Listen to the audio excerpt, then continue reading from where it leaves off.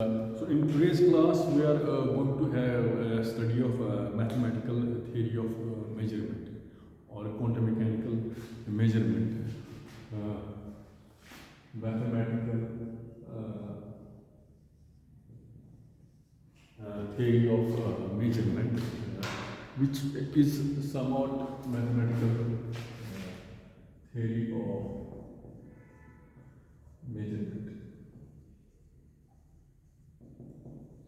So, so since it's a quantum mechanical theory of measurement, so measurement in the classical sense, before you measure something, the idea of measurement or what observable is there from the point of view of observer, the measured is not affected by the measurement.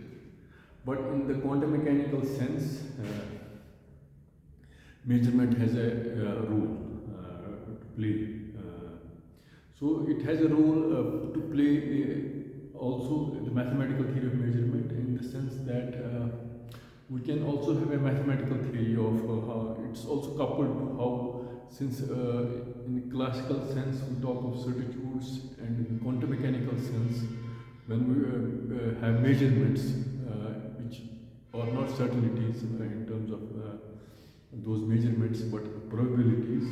So we have to factor in the idea of measurement how we can have define those probabilities vis-a-vis the things which we are going to be measured.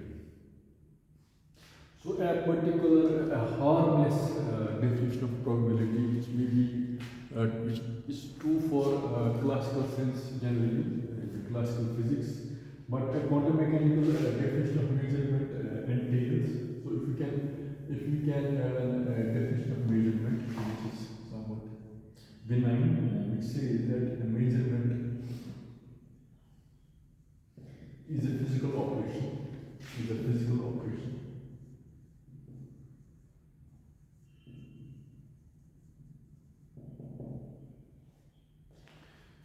which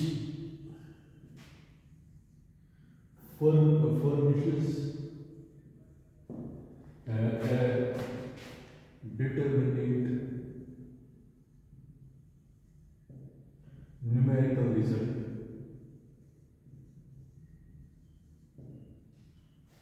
and which in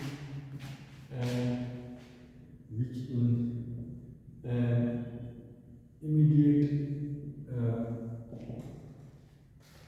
repetition furnishes same result. So what we say, a measurement is a physical operation. So the physical operation, we can have an operator also, a classical operator or a quantum mechanical operator. So a measurement is a physical operation which furnishes a determinate numerical result. So the value of that thing you have to determine.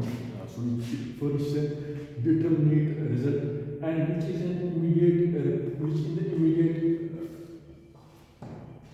repetition furnishes the same result.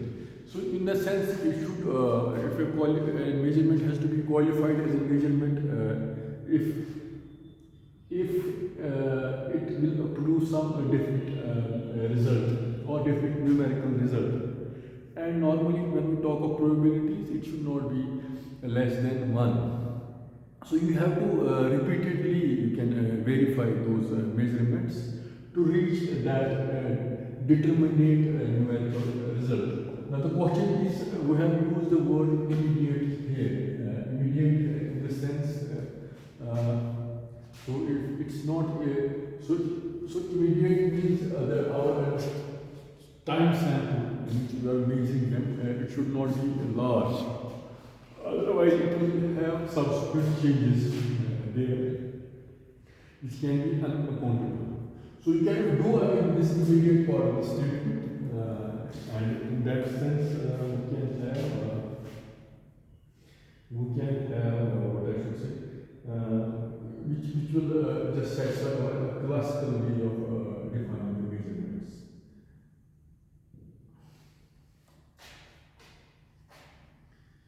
But once we have, for example, the classical sense,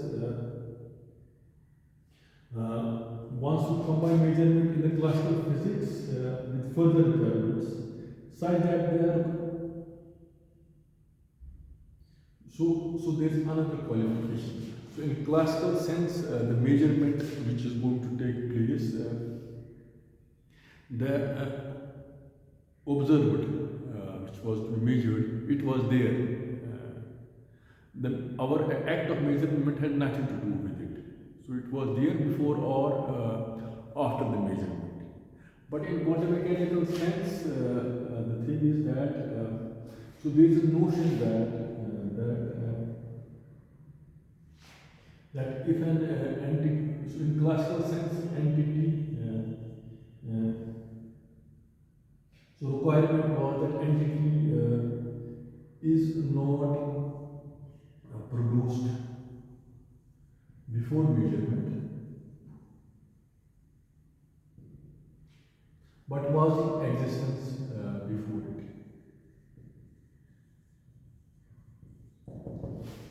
But now, if you want to, because in quantum mechanics, the act of measurement lets the once we see reduction of the state vector, or once we see curves of the wave function, or other terminologies. So measurement induces or reduces a particular value to the measurement. So this question becomes what? So it becomes vague to describe in that language.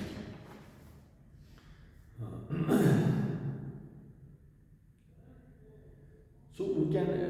So if we have these are the general comments, but if you have these measurements, they can be characterized vis-a-vis probability distributions, which are operators acting on those eigenstates or eigenfunctions, which will give some eigenvalues. So those eigenvalues may be having a certain range of values, which may be continuous or which may be discrete. So the probability distributions may be aligned to those continuous or discrete things. So, for example, so there is a theorem to it. If a probability state of a probability state of physical system is expressed as psi function, then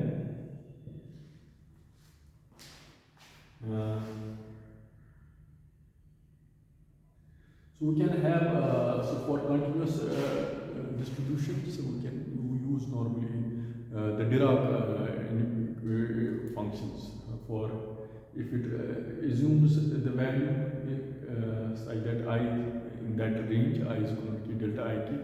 So it's there. If it's outside beyond that thing, it's not. It doesn't hold. Such that if psi 2 is given by phi of I, which is given by k sigma k would have defined psi we would define in terms of sigma, and phi q. So now the relation is sigma I is equal to 1 and sigma k is equal to 0 for k not equal to I. So in that context, probability can be defined. Probability of S of u1 is 1. Probability of S of uk is 0 for k not equal to I. For k is equal to 1, if I it's equal to 1. If it's in that range, its value is a different value. If it's outside that range, it can have this value. Or in terms of probabilities, we can define them like this.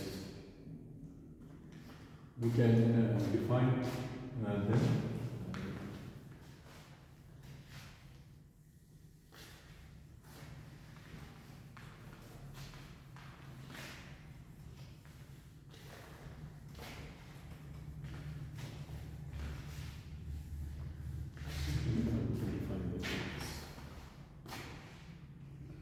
So P of S2 U epsilon is 1 or P of S2 is 0 for outside, for U outside this. And the condition satisfied is U1 minus epsilon, U1 plus epsilon, sigma U carry U is 1. For sigma U, for U outside US. So the expansion side then is given by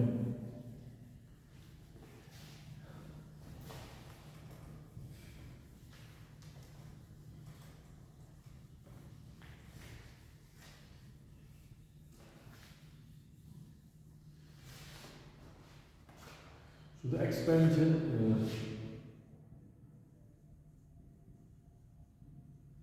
psi is given by psi of P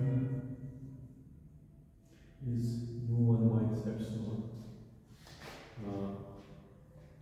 U1 plus epsilon, sigma U, phi of U to D. So psi Q is composed as a bundle of contiguous eigenfunctions phi of U. So it can be assumed to be taking some practical eigenfunctions. So we are going to use practical. So one is to each eigenfunction, eigenstates, we have an eigenfunction, and for that we have an eigenvalue. So for eigenfunctions, we will qualify it by something called practical eigenfunctions and something called ideal practical eigenfunctions.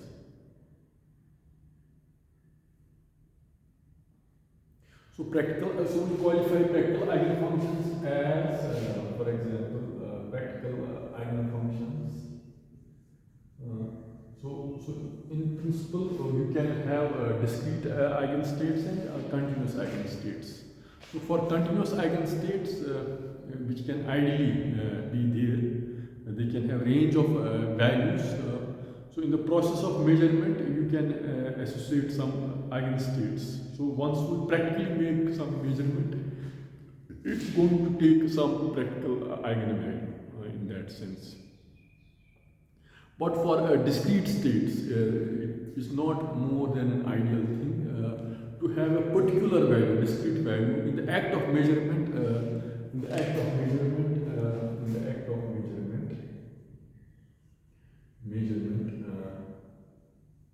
discrete continuous eigenfunctions can have correspondence with these practical eigenfunctions, which we can just zero in once we measurements. But in the act of measurements, those discrete eigenvalues which will correspond to the act of measurement, it's very tough to find, to just mark them as observables to some predefined value, or what the things what we are going to get in the range of measurements.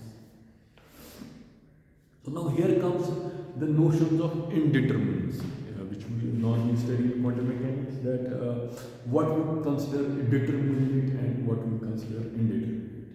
And it's further coupled to what we can measure.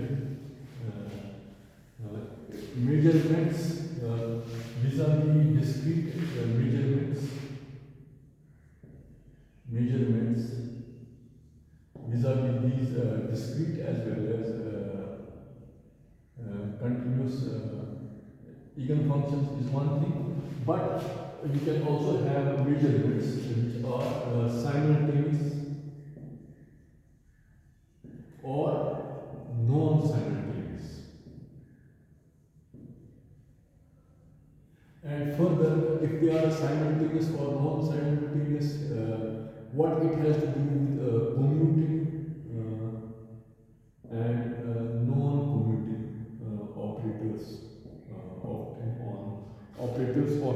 operating on those states which can be considered as measurements on those observables.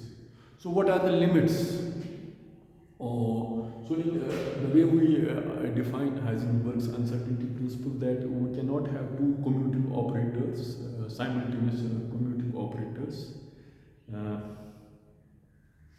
of two different of same variables. We can have an infinite precision by which we can determine them, but two non-commutative operators we cannot simultaneously measure them with that exact precision. So this is a statement.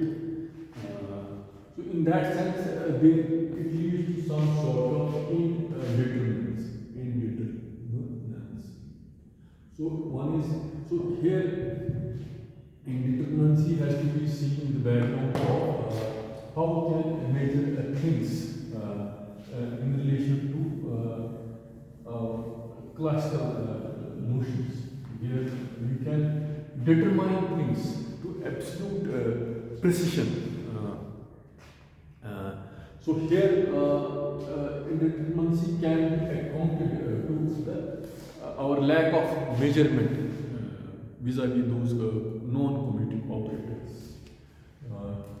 which may not be, we cannot. So if you have simultaneous non-commutative operators cannot be, we cannot measure them to that exact precision. Now the question arises, can we have some time lag after? So it's at the same time. So if we have some time lag, can it be possible? So these are various questions. For example, there exists no physical measurement,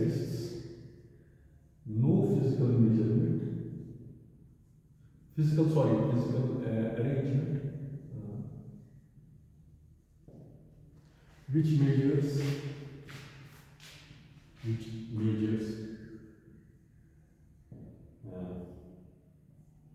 position and momentum. Yes.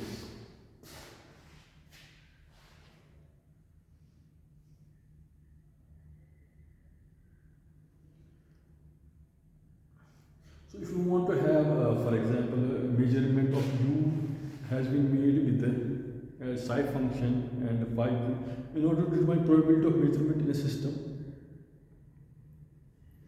Psi, so in a non-commutative case, we can take phi cube. If you remember, you can write phi cube in terms of psi and sigma. So you can have a measurement. You can have a triangle of transformations. If you see the notation which we can in one of our previous classes, so the situation is like that. We can replace the probability expression, probability of U of Vk can be omega I k squared. So chi can be written in some sense, phi is also written in some sense. So you can have this just like we had in the product, you can have it like that.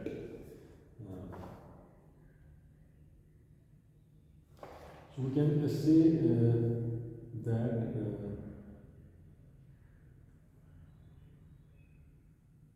we cannot say it's not a concentrated distribution but probability distribution extending range of values. So predictions concerning the measurements of V after measurement of V has been made can be made on determinate probabilities. So if there is a lag, we should have measurements which have determinate probabilities. So probabilities have not to be indeterminate. That's it. Means the way we define initially that indeterminate date should not be too large at time scale in that sense.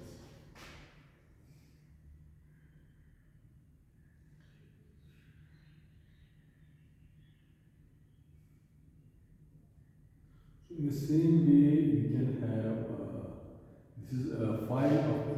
We can have chi of phi. You can relate phi with this. If you remember previously also, chi of kq can be written as. So once you this goes to this, so there is a change of I goes to k, and that's it. You can have I omega ki is phi of I.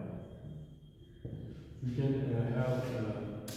can have two states. How you can interchange the two states via this operator transformations vis-a-vis these two indices.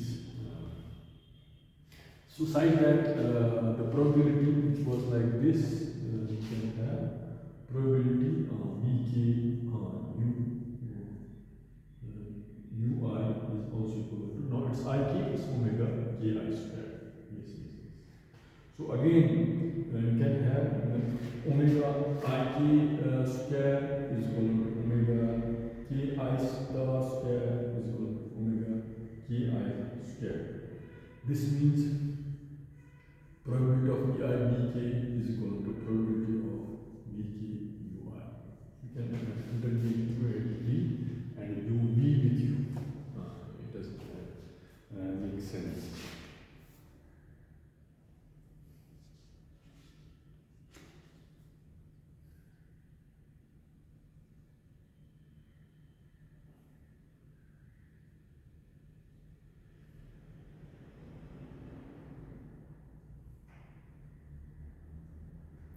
So it's a fact which must be as a disturbance.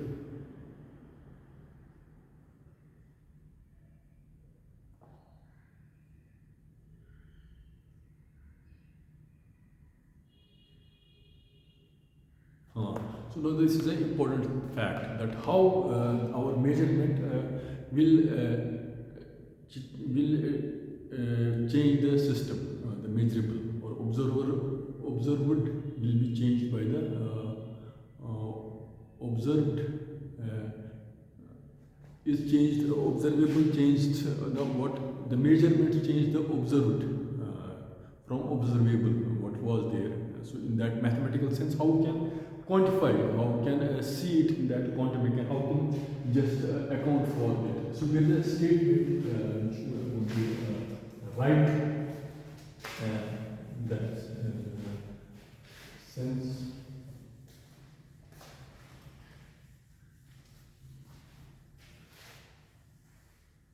It's like this.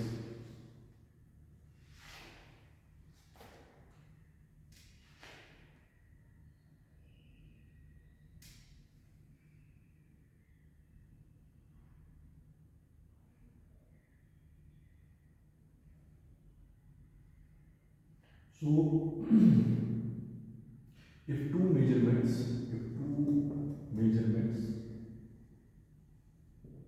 of entity u are separated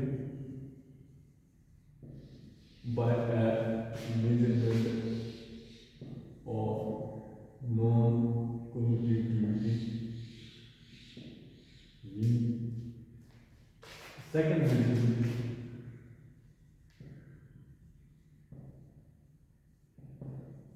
of u is not bound to reproduce the previous value.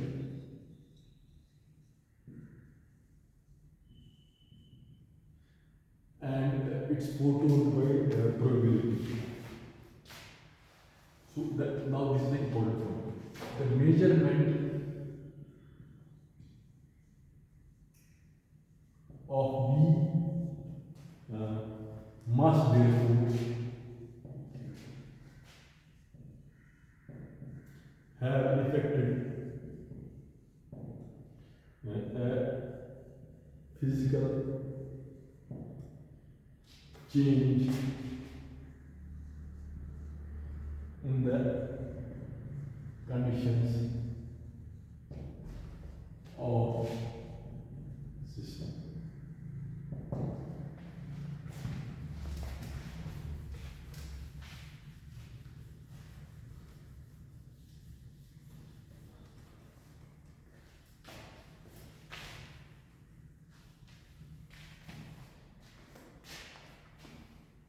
So measurement of V must therefore have affect physical change in the conditions of the system. And system.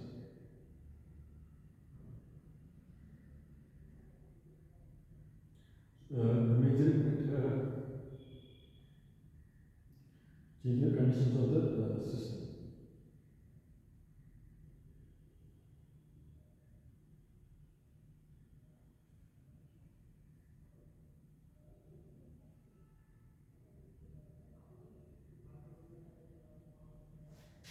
If two measurements of entity U are separated by measurement of non-commutative, second measurement of U is not bound to include the periods U1.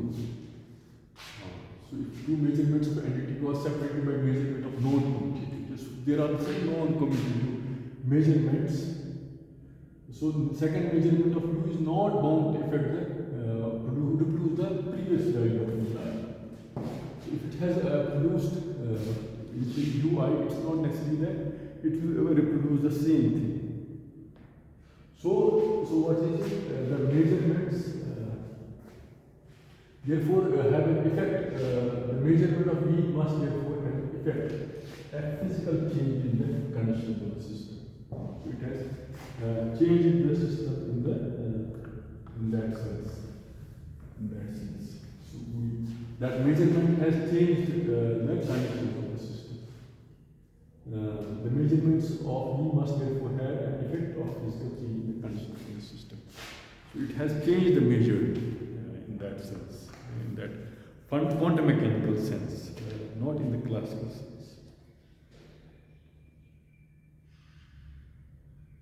So it's basically non-commutativity of operators, which makes this, which represents this simultaneous measurements of such parameters, not a case not to be which leads to these all of these problems.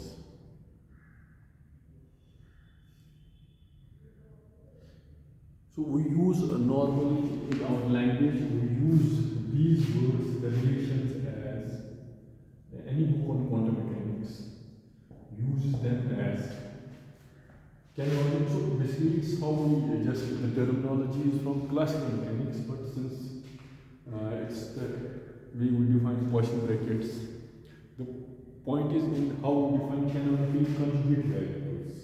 So here also the canonically conjugate is somewhat analogous with how we have these two operators which have non-commutativity attached to it. Those canonically conjugate operators, their commutator is not zero, it comes out to be something. So which cannot be which are not also simultaneously measurable in that exact sense. So the relation is canonically conjugated or complementarity. So or divides each class containing commutative parameters.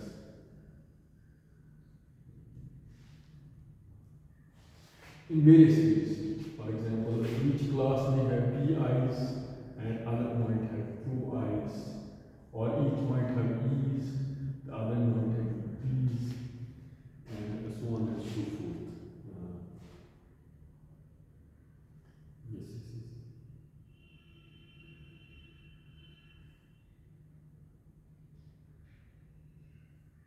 So a measurement of energy is in general incompatible with the measurement of position or momentum, or so it's non-commutative position operator as well as momentum. A measurement determines maximum number of parameters. So a measurement which determines maximum number of parameters is called maximum measurement. And vice versa, if there are a minimum number of parameters which can be measured, it's known as smaller one, so we can have smaller parameters.